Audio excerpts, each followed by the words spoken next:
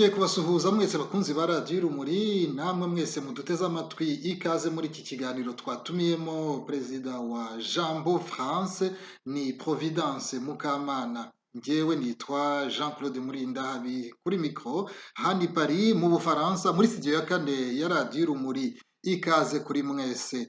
Providence Mukamana, tuguhaye ikaze by'umwihariko nk'umutumirwa w'uyu munsi. Nawe uri mu Bufaransa, mu ntara ya Paris, region parisienne. Uraho neza? Murakoze Jean Claude Murindahabi ikaze kuri radiyo Urumuri. Ndaho neza, nshimira abumva n'abakunda radiyo Urumuri kuba bafashe umwanya yo kumva kino kiganiro cy'uno munsi. Icya mbere natangiraho ni uko mugomba kumbabarira, ntabwo mvuga neza ikinyarwanda cyanjye ni gikeya, birumvikana n'uko nakuriye mu mahanga. Providence Mukamana, nk'uko nabivugaga mu kanya, ni wowe perezida wa Jambo France. Ni izihe mpamvu zatumye mushinga iri shyirahamwe muri iki gihugu? Impamvu ni nyinshi kandi byafata imyaka zirenze 26 kugira ngo umuntu zose azivuge. Ariko iya mbere twumva ikomeye ni ukurwanya igitugu cya FPR. Mu kurwanya igitugu cya FPR ni benshi mu Faransa babikora kandi batangiye kera mbere yacu. Ari mu parti politique, hari mu gushira hamwe, ni benshi babikora. Ariko aho twumva Jambo ikenewe ni ku muntu wakuriye mu Rwanda n'umuntu wakuriye mu mahanga, ntabwo wumva u Rwanda kimwe. Aho ngaho niho ishira hamwe imeze na Jambo France ikenewe cyane, kugira ngo dushobore gusuzanya n'abandi batangiye gukora ako kazi kera mbere yacu. Ikindi kintu kidukomeyeho ni uburenganzira bw'umuntu. Turumva rukenewe mu Rwanda, muri Congo, muri Uganda, muri Tanzania n'u Burundi. Rukenewe mu bihugu byose biri hafi y'u Rwanda kugira ngo ruzabeho rukanaguma mu Rwanda kurenza imyaka n'imyaka. Urakoze Providence Mukamana. Nk'uko tubizi, iri shyirahamwe mwarishinze umwaka ushize w'ibihumbi 2019, ariko muri weekend ishize nibwo mwatangarije abantu ku mugaragaro ko gahunda z'ibikorwa byaryo zigiye kujya habona. Byaba bishatse kuvuga ko uyu mwaka aribwo mwabonye ubuzima gatozi, icyo mu gifaransa bita personnalité juridique. Ubuzima gatozi tubumaranye igihe, ariko mu gutangaza ko Jambo France yavutse twabiteganyaga mu kwezi kwa Werurwe, ariko hajemo Covid bituma dusunika gahunda gatoya, dutegereza ko ibihe byoherewa mu Bufaransa ku byerekeranyije Covid-19. Hano muri iki gihugu mudutangarije ko mwashyizeho Jambo France ASBL. Tuzi ko mu Bubiligi naho hari Jambo ASBL. Iyo mu Bubiligi yavutse mu 2008, kuvuga ko yimaze imyaka 12. None Jambo France ASBL yaba ari ishami rya Jambo ASBL yo mu Bubiligi. Ese hari isano bifitanye? Wabidusobanura neza kugira ngo tubyumve, Providence? Jambo France ntago ari ishami ya Jambo ASBL, irigenga, ariko hari byinshi tuhuyeho na Jambo ASBL. Icya mbere ni ukuntu igitekerezo cyo gukora Jambo France cyavutse. Umuntu wa Jambo ASBL wabaga mu Faransa yatumiye abantu bo muri Jambo ASBL, anatumira n'abanyarwanda azi baba mu Faransa kugira ngo bahure. Muri iyo nama niho igitekerezo cyo gukora ishirahamwe ikoreshwa amategeko y'Ubufaransa yavutse, kugira ngo izashobore gufasha abanyarwanda mu buzima bwabo bafite mu Bufaransa.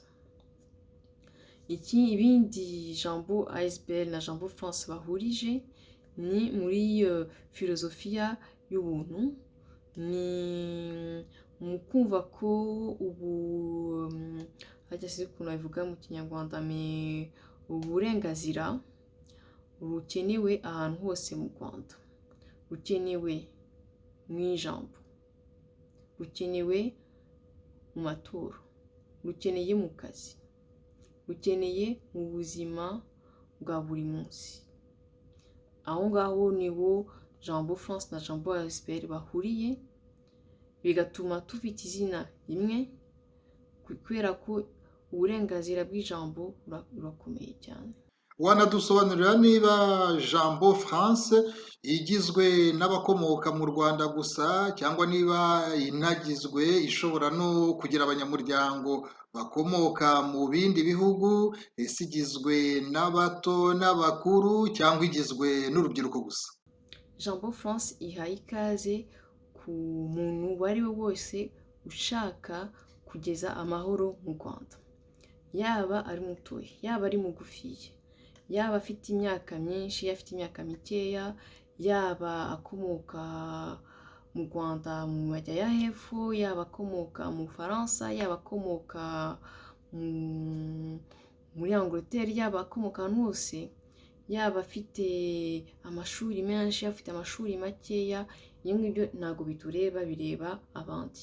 Bitureba ibyo umuntu aba ashaka gukora iyo yaje muri Jambo. Niba ashaka kugeza amahoro mu Rwanda, umuntu rwose afite ikaze neza.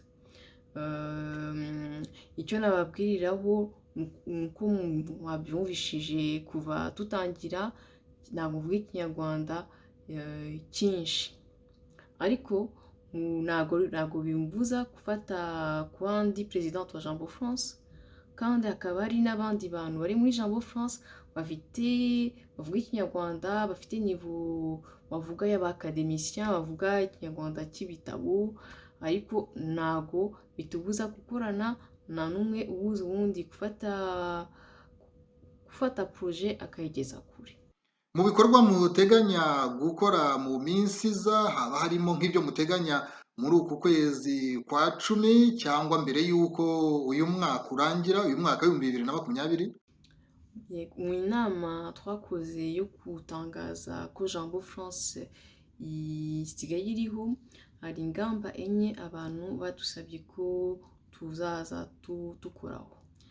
Kuri izo enye tuzakorana n'abantu bari bahari kuri iyo nama, n'abandi bazashaka kuza gukorana natwe, kugira ngo mu mwaka ujye kuza mu kwezi kwa mbere tube tuzaba dufite ibisubizo bifatitse. Mu bindi twari twateguye, hari ibyo gufasha impunzi tuzakora mbere y'uko uno mwaka urangira, ariko niba bishobotse tuzagaruka tubivuganeho n'abantu ba Radio Urumuri. Muri uno mwaka hari byinshi twakoze bitaboneka kandi birumvikana, bigerekeranyije administratif cyangwa mu gushaka ukuntu tuzikorana neza na Jambo ASBL n'ayandi masosiyasiyo aba mu Bufaransa bafite amaprojet tuhujije. Mu kureba iyi ngorane, hari ukuntu twari mu gifaransa dukunda kuvuga impossible n'est pas français. Aho ngaho bivuga iki? Bivuga ko ingorane twebwe tuzahura aha ngaha mu Bufaransa ntago imeze n'ingorane umunyarwanda uba mu Rwanda azabona, kubera ko mu Rwanda umuntu arapfa, umuntu apfa kubera ibitekerezo, abantu bapfa kubera indirimbo. Aho ngaho niyo mpamvu rwose muri Jambo France dushaka kurwanya igitugu cya FPR. Providence Mukamana, perezida wa Jambo France. None dusoza iki kiganiro, waba ufite ubutumwa by'umwihariko nko ku rubyiruko ndetse no ku bandi bose badukurikiye aka kanya, baba bari mu Rwanda, baba bari hano mu Bufaransa cyangwa mu yandi mahanga? Icyo nabwira abajene baba mu Rwanda ni uko mu mateka kenshi n'abajene batuma ibintu bihinduka, haba mu Bufaransa kera, haba mu Bufaransa vuba, haba muri Burkina Faso, haba muri Tunisia.